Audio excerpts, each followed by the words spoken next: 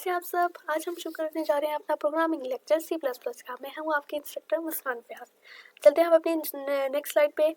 अगर आपने हमारा channel subscribe like share and subscribe नहीं किया तो प्लीज़ हमारा channel like share and subscribe कर लीजिए ताकि आप इंफॉर्मेटिव कंटेंट देख सकें। ठीक है, सबसे पहले हम अपना स्टूडेंट लर्निंग आउटकम्स देखेंगे कि हम इस लेक्चर को करने के बाद क्या क्या और चीज़ें सीख सकते हैं। सबसे पहले हम एक इंट्रोडक्शन टू C++ सीखेंगे। कंप्यूटर प्रोग्राम बेसिकली होता क्या है, हेडर फाइल्स क्या होती हैं, रिजर्व वर्ड्स क्या होते हैं, इन सब को हम आज अपने लेक्चर में कवर करेंगे। ठीक है जी, नेक्स्ट स्लाइड पे चलते हैं। इंट्रोडक्शन टू C++ बेसिकली एक प्रोग्रामिंग लैंग्वेज है जिसे सपोर्ट करता है वेरियस कंप्यूटर प्रोग्रामिंग मॉडल्स को, जिसमें ऑब्जेक्ट ओरिएंटेड प्रोग्रामिंग यानी OOPs और जेनरिक बेसिक प्रोग्रामिंग भी की जा सकती है। ये सपोर्ट करता है मॉडर्न टेक्निक्स को। ठीक है, इसको C++ को इस प्रोग्रामिंग लैंग्वेज को सीखने के बाद आप सॉफ्टवेयर डेवलप कर सकते हैं, गेम्स डेवलप कर सकते हैं, ग्राफिक रिलेटेड प्रोग्राम डेवलप कर सकते हैं। ठीक है, कंप्यूटर प्रोग्राम क्या होता है बेसिकली? कंप्यूटर प्रोग्राम बेसिकली हम कोई इंस्ट्रक्शन अपने कंप्यूटर पे टाइप जो करते हैं, हम लोग परफॉर्म करते हैं इंस्ट्रक्शंस ताकि कंप्यूटर उनको असेंबली लैंग्वेज में कन्वर्ट करके स्पेसिफिक टास्क को एग्जीक्यूट कर सकते हैं।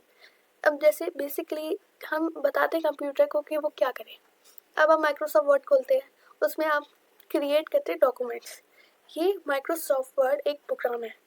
आप उसमें बताते हैं कि आप कंप्यूटर को कौन सा डॉक्यूमेंट बनाना है, कि उसमें क्या क्रिएशन करनी है, क्या डेटा डालना है, ये आप उसको कमांड्स देते हैं, तभी कंप्यूटर उसे एग्जीक्यूट करता है। बेसिकली हम आगे बताएंगे कंपाइलर। ये कंपाइलर क्या होता है? जब आपने पिछला लेक्चर मेरा देखा होगा, जब हमने इंस्टॉलेशन की थी C++ में, तो उसमें एक ऑप्शन था कंपाइल का।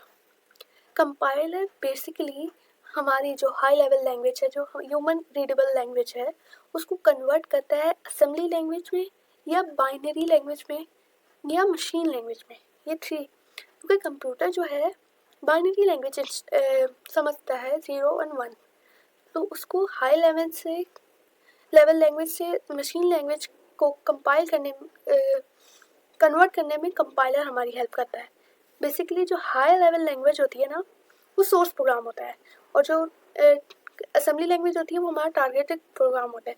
और अगर कोई हमारा हाई लेवल लैंग्वेज को कन्वर्ट करने में कोई एरर आता है तो वो एरर मैसेज डिस्प्ले करता है। ठीक है, ये एरर मैसेज भी आपको आगे जाके हम और डिटेल में बताएंगे।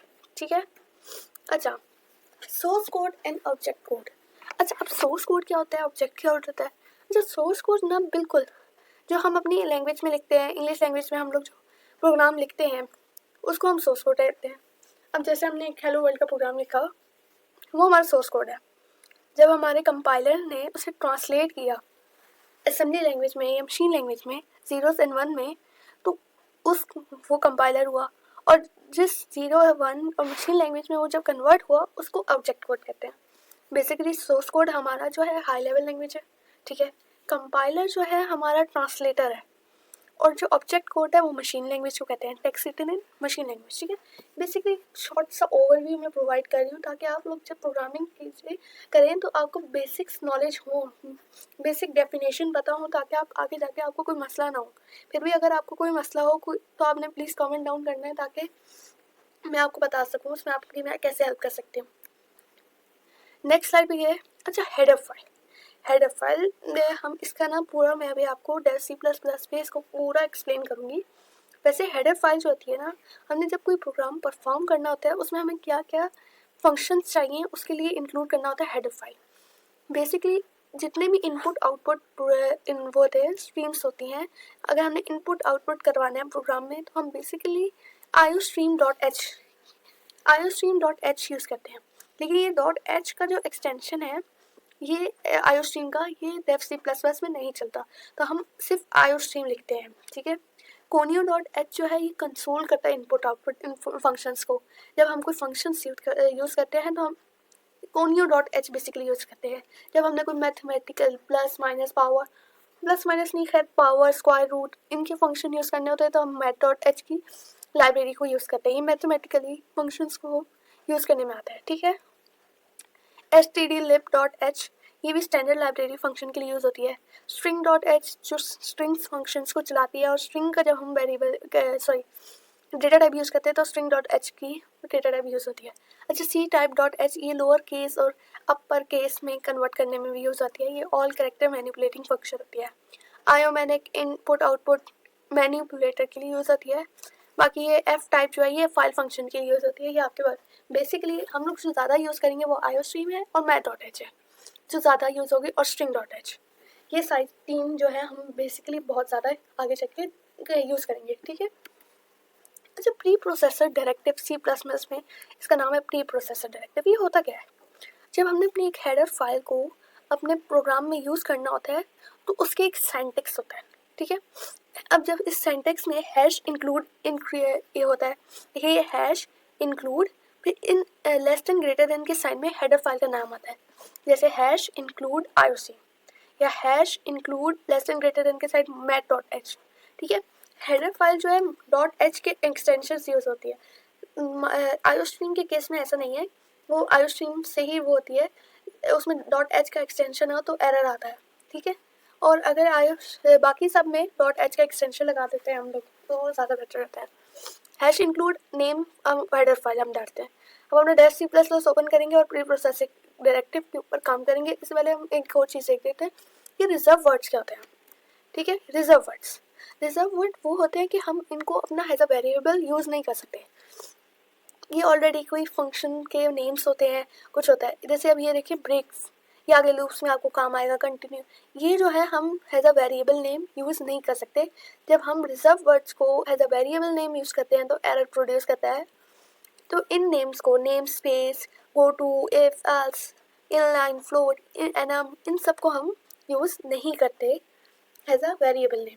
जब हम आगे वाली क्लासेस लेंगे तो हम उसमें बताएंगे कि वेरिएबल नेम्स क्या होते हैं, इनके क्या रूल्स होते हैं, ये सारा एक्सप्लेन किया जाएगा आपको, ठीक है। Thank you. Now move to Dev C plus plus. अब डेफ सी प्लस प्लस पे आते हैं, ठीक है। अच्छा, डेफ सी प्लस प्लस हमने ओपन कर लिया, ठीक है। हम यहाँ से हम देखिए ये फाइल है, डायरेक्टली आप यहाँ से न्यू करके सोर्स फाइल ओपन कर सकते हैं, देखिए न्यू, और यहाँ से सोर्स फाइल। लेकिन अगर आपने सिंपल करना है तो यहाँ से क्लिक किया, सोर्स फाइल पे क्लिक किया। बिल्कुल मैं बिगनर्स के लिए ये बता रही हूँ, जिनको बिल्कुल प्रोग्रामिंग की नॉलेज नहीं है वो इस तरह सीख सकते हैं, ठीक है। अच्छा, यहाँ पे हम आए, हमने शिफ्ट और हैश दबा दिया, ठीक है। इंक्लूड, ठीक है, आयो स्ट्रीम। अच्छा, ये हमने लिखा। अब हम इसमें आयो स्ट्रीम करके देखते हैं कि ये कंपाइल होता है कि नहीं होता। एंटाइटल वन ही कर देते हैं, ठीक है। ये कंपाइल हो गया। जब भी हम लोग बिल्कुल इंक्लूड मतलब कोई प्रोग्राम नहीं लिखते, मेन फंक्शन नहीं लिखते, तो वो एरर देता है। अब ये एरर आ रहा है, ठीक है। अब हम यहाँ पे नीचे आएंगे। अच्छा, हैश इंक्लूड आयो स्ट्रीम के बाद ज़रूरी है आप यूजिंग नेम स्पेस एसटीडी लिखें, ठीक है। और इसके बाद सेमीकोलन। अच्छा, नेम स्पेस के दरमियान में गैप नहीं आएगा बिल्कुल भी, ठीक है। यूजिंग नेम स्पेस बिल्कुल स्पेस के बगैर आएगा और एसटीडी अलग आएगा, ठीक है। फिर सेमीकोलन लाजमी लगाना है। सेमीकोलन जो होता है एक बेसिकली टर्मिनेटर होता है, ये बताता है कि हमारे यहाँ पे वन लाइन फिनिश हो गई है, ठीक है। यहाँ पे हमारा एक मतलब एक कमांड पूरा हो गया है। फिर हमने एंटर दबाया, हम नेक्स्ट लाइन में आए, हमने इंट मेन और इसके अंदर राउंड ब्रैकेट, ठीक है, फिर कर्ली ब्रैकेट। अच्छा, बेसिकली हैश इंक्लूड और इसके अंदर जो arrows less than greater than के अंदर हमने जो लिखा है वो हेडर फाइल है। Hash include pre processor directive है। यूजिंग नेम स्पेस एसटीडी हम इस फाइल्स को चलाने के लिए यूज़ करते हैं, वरना ये नहीं चलती हेडर फाइल, ठीक है। इंट मेन ये फंक्शन है, बिल्ट इन फंक्शन। इसमें हम अपना जितना भी प्रोग्राम होता है हम इसमें परफॉर्म करते हैं, इसमें इंस्ट्रक्शन देते हैं, ठीक है। जब हमने यहाँ से कंपाइल किया, ये कंपाइलर है, F9 से भी आप कंपाइल कर सकते हैं। ये कंपाइल होगा, ठीक है, फिर रन होगा। कंपाइलेशन एरर कोई भी नहीं है, रन किया। अब हमने रन कर दिया क्योंकि हमने कुछ भी इसके अंदर फंक्शन के नहीं लिखा था, इसलिए नल आया, हमारे पास कोई भी कुछ भी लिखा हुआ नहीं आया, ठीक है। ये बेसिकली हैश इंक्लूड आयो stream using name space STD आपने लिखना है लाजमी। हर प्रोग्राम में आपने दोबारा से हैश इंक्लूड आयो स्ट्रीम लिखना है। हेडर फाइल, अगर यहाँ पे हम एक और हेडर फाइल यूज़ करते हैं, shift hash include math dot H, अच्छा ठीक है, इसको भी कंपाइल कर लेते हैं। जब आपने नया कोई लाइन ऐड की तो आपने कंपाइल लाजमी करना है।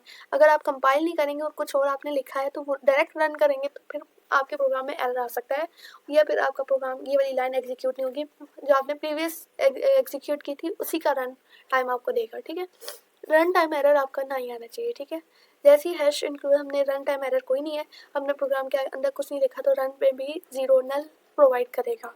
ठीक है, ये थी हमारी आज की क्लास जिसमें हमने बेसिकली इंट्रोडक्शन लिया C++ का। हमने कंप्यूटर प्रोग्राम सीखा कि कंप्यूटर प्रोग्राम्स क्या होते हैं। बेसिकली हमने सीखा header file, pre processor directive, compile and run क्या होता है। ठीक है, compile, source code and object code क्या होता है, रिजर्व वर्ड्स क्या होते हैं, ये सारा कुछ आज हमने सीखा। ठीक है, कल हम अपना नया लेक्चर स्टार्ट करेंगे वेरिएबल्स के साथ। ठीक है, आज के लिए अल्लाह हाफिज़।